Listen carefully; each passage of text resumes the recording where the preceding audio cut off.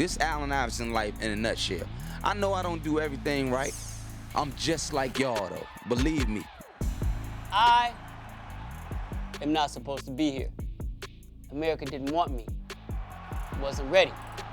I am what freedom looks like when it has a basketball in its hands. I am what the American dream looks like when it stops being fake. The made something out of nothing. The diamond who came through the concrete.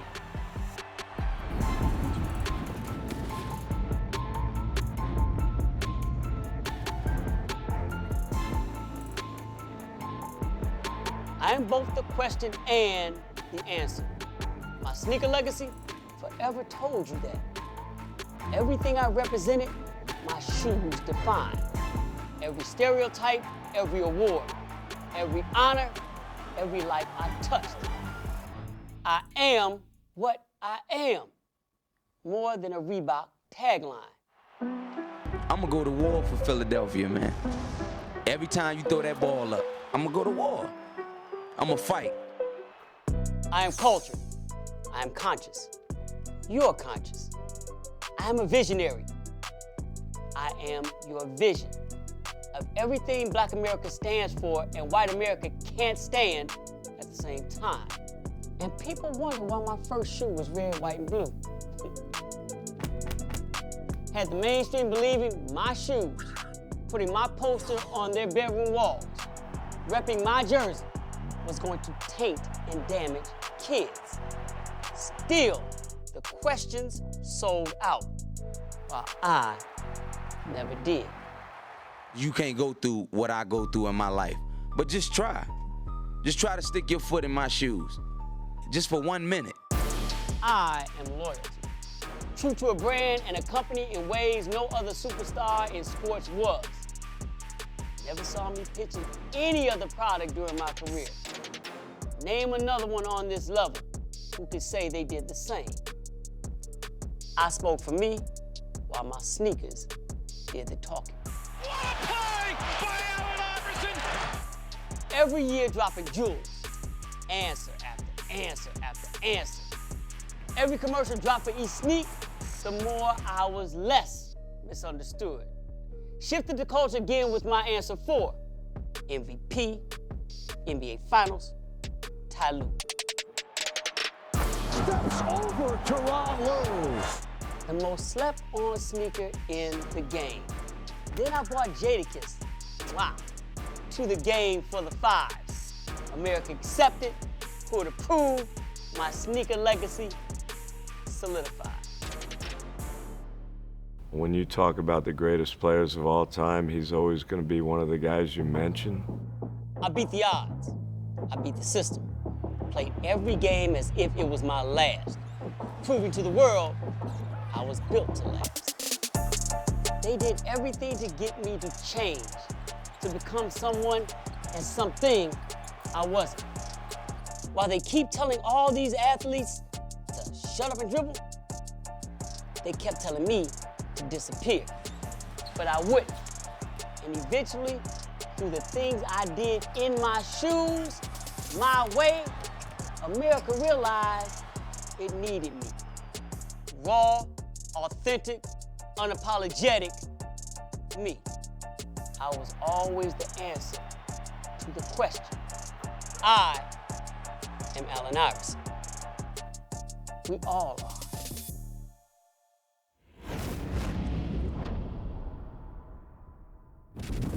Former senior director of marketing for Reebok, as well as the general manager of Allen Iverson's brand at Reebok. Q, take us back to the beginning. When and how did you first meet and start working with the man, the myth, the legend, Allen Iverson? I'm originally from Washington, D.C. Being from D.C., I'm a huge Georgetown fan. I was working at Reebok initially as what they call a business unit manager in the basketball category. When I first saw Allen step into that Georgetown uniform, immediately my wheels started spinning. One of the things I quickly understood very early on by being in the basketball business, especially when you're trying to sign a hero athlete, is that the one thing they want to know other than what team they're going to play on is what is their shoe gonna look like?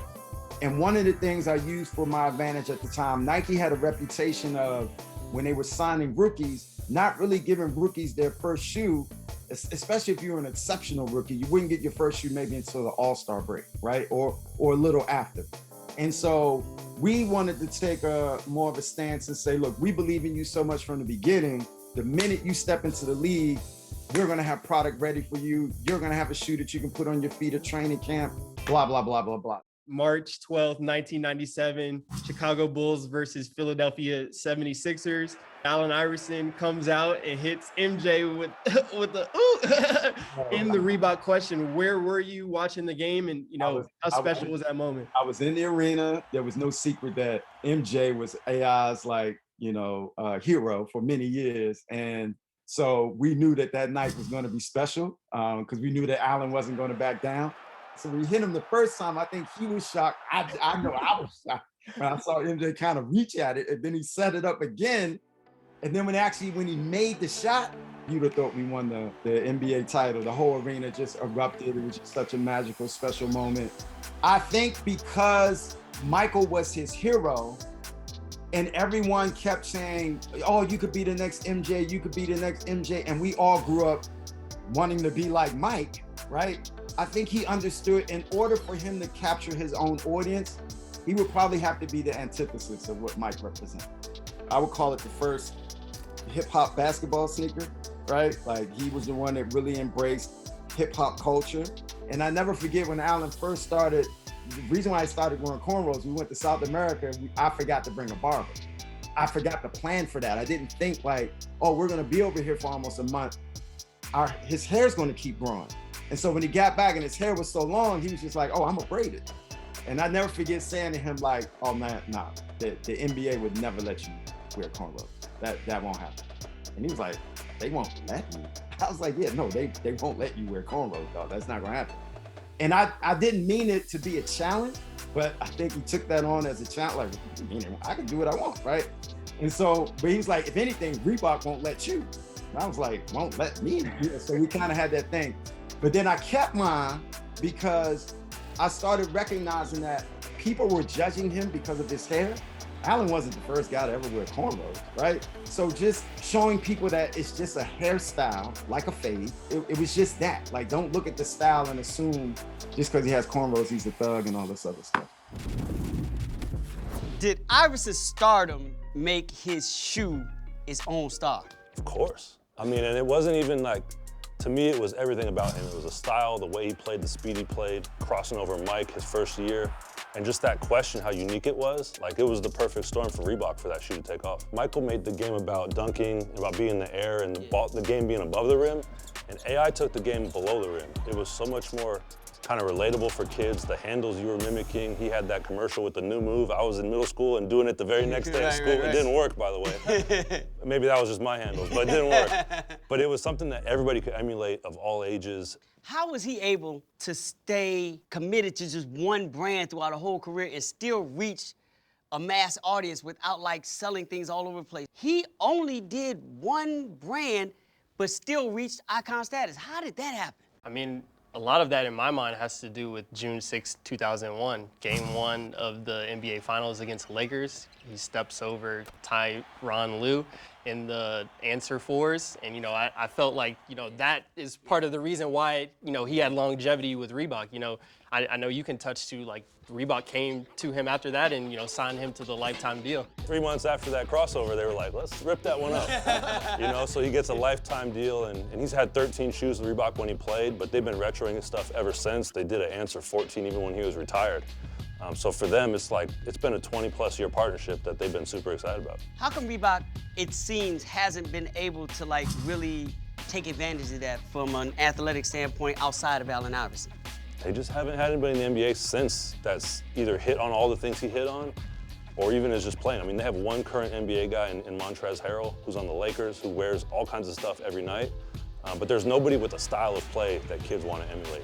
Everybody associates Reebok with Allen Iverson, and now is at a point that it's doing damage to them because no other athlete can follow this. It seems like Reebok has kind of been, almost chasing the ghost of Allen Iverson, trying to, like Nick said, trying to find somebody who can live up to the hype that he built with that brand. And, I'm not sure if they can find that person, and if they can, it's going to take the right athlete, the right person to, bring back this brand in the basketball space. It's going to take the right design too. Like the question was unique, but then the answer 1 through 5, like those were all great sneakers that look great on court too.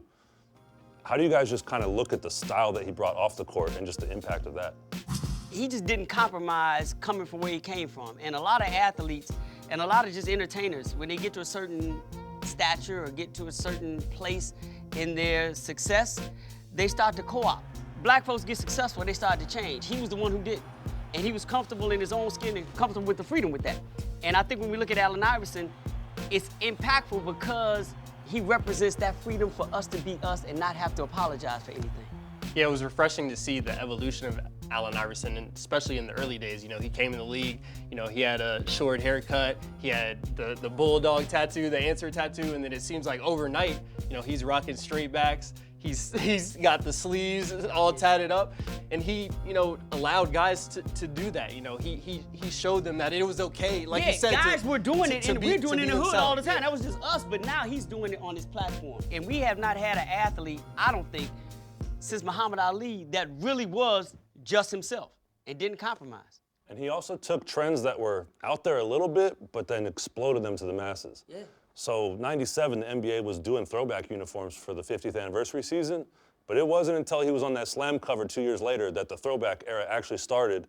You still got cats wearing jerseys in 2021 celebrating his legacy. Shout out to Tony Gervino for coming up with that brilliant idea. And that was a totally unique angle too, because he had the throw out, but then it transitioned to the cornrow era.